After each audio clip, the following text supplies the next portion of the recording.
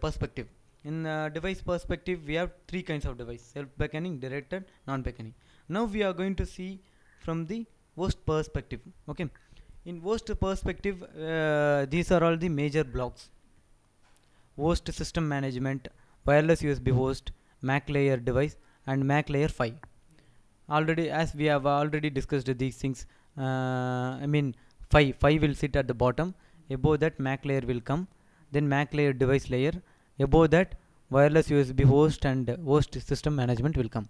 So these are all the main blocks in host side. This diagram we have already discussed. Host will produce this kind of super frames.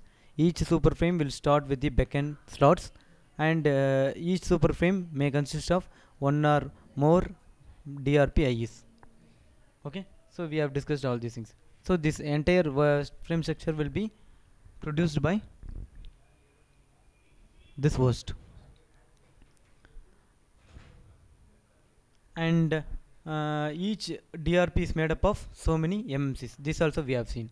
Okay, so we can call an MMC and the time gap. What will happen this time gap?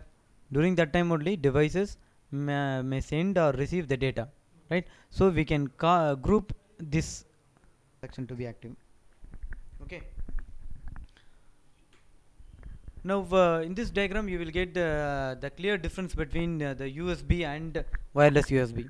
In USB, what it will happen: first host will send a token, then after some time it will send the data. If it is out transaction, you know the difference between out and in transaction. Out means host is sending the data to the device. In means host wants to get the data from the device. So host is sending the data during the out transaction. Yeah, Means PID in and PID same out. thing. In PID it will indicate those things, whether it is token data or token or data or handshake, everything it will be indicated in PID. One engine. Protocol engine. Protocol engine. Those things will be in USB. Okay, so this is what happening in USB. First token followed by data followed by handshake. Okay, and if it is an in token means first it will send in, then it will get the data from the device. At last it has to acknowledge, host has to acknowledge. Okay, this is what happening in USB 2.0. But in the case of wireless USB, what's happening? It collects all the tokens here, and it will put all those information in this MMC. So in this MMC it will tell that in the next coming time slots what are all the devices has to send, what all the devices has to receive. All those things will be packed in a single frame, and it is known as MMC frame, micro schedule management command. Okay, so this is the base. Are you getting this concept?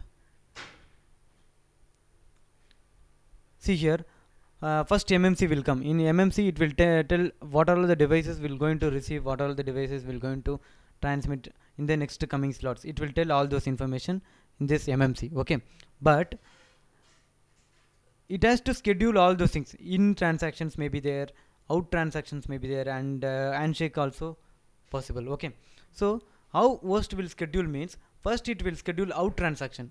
Out means what? From the host to device. So first it will schedule the out, then in, then handshake. That is what they mentioned in that previous slide. Okay, the scheduling, how it's scheduling in general. And burst mode of data phase. Wireless USB includes the capability to send multiple data bursts during the transaction. Bursty, you know that bursty.